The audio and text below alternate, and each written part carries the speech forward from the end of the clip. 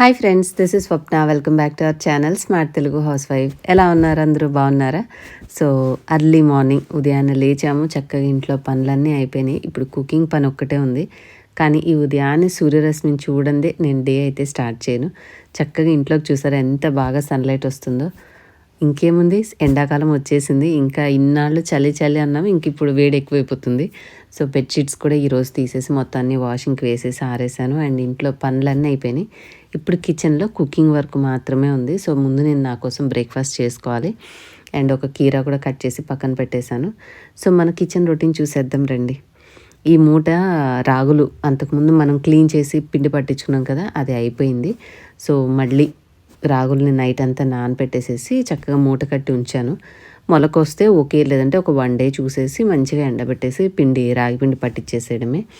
So ఈరోజు చాలా healthy protein rich breakfast recipe మీతో షేర్ చేస్తున్నాను. ముందుగా అయితే ప్యాన్ ఇక్కడ రెడీ చేసేసుకొని పాలు కూడా కాయాలి. సో పాలు కొంచెం వేడి చేసేసి తోడేయాలన్నమాట. ఇన్ని రోజులు చలికాలం కాబట్టి డైలీ రెగ్యులర్గా మిల్క్ తీసుకుని పాలైతే తోడు పెట్టలేదండి. మనకి ఎక్కువ అవసరం ఉండదు కదా పెరుగు. సో ఇప్పుడు సమ్మర్కి మాత్రం ఎంత ఎక్కువ పెరుగుంటే ఇంట్లో అంత మంచిది, మన ఒంట్లో వేడి తగ్గించుకోవడానికి. సో ఇంకైతే బ్రేక్ఫాస్ట్ చేసుకుందాం రండి. ఉదయాన్నే తినాలి కదా, ఆకలి వేస్తుంది. ఎందుకంటే మొత్తం అన్ని పనులు అయిపోయినాయి కాబట్టి వర్క్ ఎక్కువ చేస్తే ఇంట్లో మనకి టైంకి ఆకలి బాగా వేస్తుంది. ఇప్పుడైతే బ్రెడ్ ఆమ్లెట్ వేసుకోవడానికి నేను బ్రెడ్ స్లైసెస్ని ఇట్లాగా సగానికి కట్ చేసుకుంటున్నాను. ఈ విధంగా చేసినప్పుడు ఏంటంటే మనం బ్రెడ్ ఆమ్లెట్ చేసిన తర్వాత ఇలాగా కట్ చేసుకుంటే అది సరిగ్గా షేప్ రాదు. ముందే ఈ విధంగా కట్ చేసిన తర్వాత మనం ప్రిపేర్ చేసుకుంటే ఆమ్లెట్ మనం ప్రిపేర్ చేసుకున్నాక మంచి షేప్ బాగుంటుంది. మీకు కంప్లీట్ అయ్యాక చూడండి ప్రాసెస్ అర్థమవుతుంది ఎందుకు ఇలా కట్ చేశానని. మామూలుగా డైరెక్ట్ వేసి చేయొచ్చు, బట్ ఇది కొంచెం ఈజియెస్ట్ మెథడ్ అనిపించి నేనైతే ఇట్లా ఫాలో అవుతున్నాను. ఇంకా ఆమ్లెట్లో మిక్స్ చేసుకోవడానికి సన్నగా తరిగిన ఉల్లిపాయ, కొంచెం కొత్తిమీర, కొద్దిగా పచ్చిమిర్చి కూడా సన్నగా కట్ చేశాను. అలాగే ఒక టమాటో, ఇవన్నీ వేసుకుంటే ఏంటంటే కలర్ఫుల్గా ఉంటుంది. అండ్ మనం వెజిటేబుల్స్ వేసుకోవడం వల్ల రెగ్యులర్ ఆమ్లెట్ కంటే కూడా కొంచెం మనకి నిండుగా అనిపిస్తుంది అనమాట. ఇక్కడ నేను యూస్ చేస్తున్న గుడ్లు వచ్చేసి ఎగోస్ న్యూట్రిషన్ బ్రాండ్ వాళ్ళవి. ఇది స్పెషాలిటీ ఏంటంటే ఆరెంజ్ యోక్తో ఉంటాయి అన్నమాట. చూపిస్తాను మీకు కూడా, చూడండి. అండ్ మన ఫాలోవర్స్ అందరికీ తెలుసు నేను అసలు చికెన్, మటన్ అవి ఎక్కువ తినను కాబట్టి నేనైతే ఎక్కువగా ఎగ్సే ప్రిఫర్ చేస్తాను ప్రోటీన్ డైట్ తీసుకోవాలి అంటే. సో దానికోసం ఎక్కువగా ఎగ్స్ని ప్రిఫర్ చేస్తాను అన్నమాట, ప్రోటీన్ సోర్స్ కోసము. ఎగ్స్ ఏంటంటే మనకి మెయిన్గా వీటిలో హై క్వాలిటీ ప్రోటీన్ ఉంటుంది. అండ్ చాలా న్యూట్రియంట్స్ అంటే చాలా పోషక పదార్థాలతో పాటుగా మనకి B12 వచ్చేటటువంటి చాలా రేర్ ఫుడ్స్లో ఎగ్స్ ఒకటి అనమాట. యూజువల్గా B12 అనేది నాన్ వెజ్ మీట్ తినే వాళ్ళకే వస్తుంది. కానీ ఎగ్ తీసుకుంటే మనకి ఎగ్లో కూడా B12 ఉంటుంది. అండ్ కోలిన్ అనే పదార్థం, ఇవన్నీ కూడా దీంట్లో మనకి ఉండడం వల్ల ఒక బ్యాలెన్స్డ్ డైట్గా యూస్ చేసుకోవచ్చు అనమాట. ఎస్పెషల్లీ ఒక 30 years అబవ్ వచ్చిన తర్వాత మన బాడీలో ప్రోటీన్ తీసుకోవడం అనేది చాలా ఇంపార్టెంట్.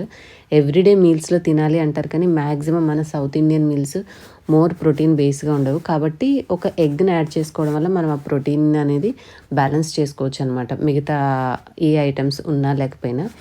సో మనకి మంచిగా మజిల్ హెల్త్కి కానీ ఓవరాల్ కావాల్సిన పోషక పదార్థాలు మనకి ఫుల్ఫిల్ అవ్వాలి ప్రతి మీల్లో అంటే ఒక ఎగ్ యాడ్ చేసుకోవడం చాలా బెస్ట్. అందుకనే కామన్గా నేను ఈ ఎగ్స్ మాత్రమే ప్రిఫర్ చేస్తుంటాను more than meet and all. ఇక్కడ నేను ఎగోస్ బ్రాండ్ వాళ్ళ ఎగ్స్ అయితే యూస్ చేశాను కదా. మనకి ఆరెంజ్ యోక్ దీని స్పెషాలిటీ. చూసారు కదా, మిశ్రమం మనం మిక్స్ చేసిన తర్వాత ఎంత మంచి కలర్ఫుల్గా ఉందో. దీంట్లో ఏంటంటే ప్రతి గుడ్లో సుమారు 6.5 grams of bio available protein అందిస్తుంది అని చెప్తున్నారు. ఎగోస్ వాళ్ళ ప్రకారం ఏంటంటే వాళ్ళ గుడ్లు రెగ్యులర్గా ఇంటర్నల్ క్వాలిటీ చెక్స్తో పాటుగా ఇండిపెండెంట్గా థర్డ్ పార్టీ ల్యాబ్ టెస్టింగ్ ద్వారా కూడా పరీక్షించేస్తారంట. అలాగే ఇది బ్యాచెస్ మధ్యలో కూడా అన్నీ సేమ్గా ఉండేలాగా కూడా మనకి ఒక క్వాలిటీ మెయింటైన్ చేయడానికి హెల్ప్ అవుతుందని చెప్పారు. అలాగే వాళ్ళు ఏంటంటే వాళ్ళ క్వాలిటీ ప్రాసెస్లో భాగంగా అనేక సేఫ్టీ అండ్ హైజీన్ చెక్స్ కూడా అనుసరిస్తారు. అండ్ మనం ఈ రెసిపీ చేసిన తర్వాత రెగ్యులర్ ఆమ్లెట్ వేసిన దానికిను ఈ ఎగ్స్ తోటి చేసిన తర్వాత మీరు గమనిస్తే చూసారు కదా, ఆమ్లెట్ మనకి ఎంత మంచి ఆరెంజ్ కలర్లో వచ్చిందో న్యాచురల్గా. మనం మన రెగ్యులర్ డైట్లో ప్రోటీన్ అనేది తప్పకుండా మిస్ అవ్వకుండా ఉండాలి అని అనుకుంటే ఎగ్స్ని పాటుగా ఈ విధంగా పిల్లలకి బ్రేక్ఫాస్ట్లో కానీ, అన్నంలో అయితే బాయిల్డ్ ఎగ్లా కానీ, ఇలా ఏదో ఒక రూపంలో వాళ్ళకి నచ్చిన రెసిపీస్ అనేవి చేసి పెడుతూ ఉంటే వాళ్ళకి ప్రోటీన్ డెఫిషియన్సీ అనేది లేకుండా ఉంటుంది. మీరు కూడా ఈ ఎగోస్ ప్రోటీన్ రిచ్ గుడ్లు కానీ ట్రై చేయాలనుకుంటే బ్లింకిట్లో అవైలబుల్గా ఉంటాయి. నేను పర్చేజ్ లింక్స్ అనేవి డిస్క్రిప్షన్ అండ్ పిన్ కామెంట్లో కూడా ఇస్తాను. కావాల్సిన వాళ్ళు ఆ లింక్స్ ద్వారా షాపింగ్ అయితే చేసుకోవచ్చు. మీకు ఫస్ట్‌లో చెప్పాను కదా! నేను కట్ చేసి ఎందుకు బ్రెడ్ ఆమ్లెట్ చేశాను అని. మనం కుక్ చేసిన తర్వాత సాఫ్ట్‌గా ఉంటుంది కదా! బ్రెడ్ ఆమ్లెట్ విరిగిపోయినట్టుగా కాకుండా చక్కగా పర్ఫెక్ట్ షేప్ రావడానికి ముందే మనం డైమండ్ స్లైసెస్‌గా కట్ చేసుకుంటే ఈ విధంగా మంచి షేప్ అనేది ఈజీగా వస్తుంది. చక్కగా మీరు కెచప్ ఏదైనా వేసేసి ఇచ్చారంటే పిల్లలకి దానికి తోడుగా కొద్దిగా సలాడ్ కీరా కానీ, క్యారెట్ కానీ పెట్టిస్తే కంప్లీట్‌గా ఫుల్‌గా కాకపోయినా అట్‌లీస్ట్ మంచి బ్యాలెన్స్డ్ బ్రేక్‌ఫాస్ట్ ఆర్ లంచ్ లాగా ఇది పిల్లలకి ఈజీగా, హ్యాపీగా తింటారు. మనకి ఇందులో కార్బోహైడ్రేట్స్, ప్రోటీను అండ్ వెజిటబుల్స్ వల్ల ఫైబర్ ఉండడం వల్ల చాలా టేస్టీగా ఉంటుంది. వాళ్ళకి హెల్తీ ఫుడ్‌తో పాటుగా వాళ్ళకి ఇష్టమైన రెసిపీ కూడా చేసినట్టుగా అవుతుంది. మీరు కూడా డెఫినెట్‌లీ ట్రై చేయండి. అలాగే బ్రెడ్‌తో చేసే ఒక మంచి టిప్ మీతో షేర్ చేస్తాను. ఎప్పుడైనా బ్రెడ్ తీసుకొచ్చినప్పుడు ఒక్కొక్కసారి ఎక్స్‌పైరీ డేట్ దగ్గరగా ఉన్నా, లేకపోతే నేను యూజువల్‌గా సగం యూజ్ చేసుకున్న తర్వాత మిగిలిన బ్రెడ్ పాడవకుండా మొత్తం ఈ విధంగా సన్నగా కట్ చేసి ఎయిర్ ఫ్రైయర్‌లో 180 డిగ్రీస్‌లో 15 మినిట్స్‌లో పెట్టేసి కొంచెం సేపు అటు ఇటు ఒక 3-4 మినిట్స్ ఉన్నాక టర్న్ చేసుకుని అయిపోయిన తర్వాత మళ్ళీ వేరే స్లైసెస్ పెట్టి అలాగా ఉన్నవన్నీ కూడా ఈ విధంగా ప్రిపేర్ చేసుకుంటాను. మనకి మార్కెట్లో దొరికే రస్క్ కొంచెం ఎక్కువ హార్డ్గానే ఉంటుంది. అలాగే అది కొంచెం టేస్ట్ డిఫరెంట్గా ఉంటుంది. నాకు బ్రెడ్ ఫ్లేవర్ ఇష్టం కాబట్టి మనం తెచ్చుకునే బ్రెడ్ని ఇలాగా ఎయిర్ ఫ్రైయర్లో చేసుకుని డ్రై చేసుకుంటాను అనమాట. సో మనకి రస్క్ లాగా ఉంటుంది. ఇన్స్టెంట్గా ఆ కుర్కురే తింటే మనకు వచ్చే ఆ క్రిస్పీనెస్ ఉంటుంది చూడండి. సో అలాగ మనకి క్రిస్పీగా ఉంటుంది. బ్రెడ్ కాబట్టి మైల్డ్ స్వీట్గా ఉంటుంది, క్రంచీగా ఉంటుంది. మనము ఆకలి వేస్తూ ఏమీ లేదు ఇంట్లో అన్నప్పుడు అట్లీస్ట్ ఒక గ్లాస్ మిల్క్లో కానీ, కాఫీలో కానీ, చాయ్లో కానీ సైడ్ మంచింగ్కి చాలా బాగుంటుంది. మీరు ఇలా ఎప్పుడైనా ట్రై చేశారో లేదో నాకు తెలియదు, కానీ ఒక్కసారి మీ దగ్గర ఎయిర్ ఫ్రైయర్ ఉంటే ట్రై చేయండి. మేబీ ఓవెన్లో కూడా చేసుకోవచ్చేమో, మైక్రోవేవ్ ఓవెన్ అండ్ ఓవెన్లో. నేను అందులో అయితే ఎప్పుడు ట్రై చేయలేదు. పాసిబుల్ అయితే చూడండి. నాకు ఎయిర్ ఫ్రైయర్లో ఈజీగా అనిపించింది కాబట్టి దీంట్లో ట్రై చేశాను. అండ్ ఇప్పుడైతే మాకు తెలిసిన వాళ్ళు రాగులు ఇచ్చారు పొలంలో పండినవని. అవి ఎంత టైం టేకింగ్ పట్టినాయి అంటే నానబెట్టేసి కడిగి ఆల్మోస్ట్ ఎన్నిసార్లు కడిగానో దాంట్లో డస్ట్ పోవడానికి. సో ఇంటి ముందు సరిగ్గా మాకు ఎండ రాదు, టెర్రస్ మీద పైన ఆరబెట్టేసి వచ్చాను అనమాట. పడుకున్నాను తినేసి హ్యాపీగా. మధ్యాహ్నం అయ్యాక సాయంత్రం టక్కన ఒక్కసారి మెలకు వచ్చింది. డాబా మీద రాగులు పెట్టాము కదా, సరే వెళ్ళి తీసుకొద్దాం పద గబగబా అని చెప్పి పైకి వస్తే అది లాక్ ఉంది. మళ్ళీ కిందకి వెళ్ళి సెక్యూరిటీ గార్డ్ని అడిగితే సెకండ్ ఫ్లోర్లో వాళ్ళ దగ్గర ఉంటుంది అంటే వెళ్ళి కీ తెచ్చుకొని మళ్ళీ పైకి వెళ్ళి ఓపెన్ చేశాను. ఫస్ట్ టైం అనమాట. ఒకసారి ఎప్పుడో వచ్చాము, కానీ ఆ తర్వాత ఎక్కువగా మేము డాబా మీదకైతే రాము. కానీ వ్యూ మీకు కెమెరాలో కనిపించేదానికంటే ఎంత బాగుందంటే చక్కగా మంచి సన్నీ ఈవినింగ్ టైం అనమాట. కిందగా అలాగా ఎండ తగ్గుతూ వస్తుంది. ఎంత బాగుందో వ్యూ, అసలు సూపర్గా అనిపించింది. ఇటు సైడ్ మీకు చూపించేదానికంటే కూడా అలా కొంచెం పక్కకు వెళ్ళాక మనకి కొండలు అయితే ఎంత బాగా కనిపించాయి అంటే చాలా బ్యూటిఫుల్గా ఉంది.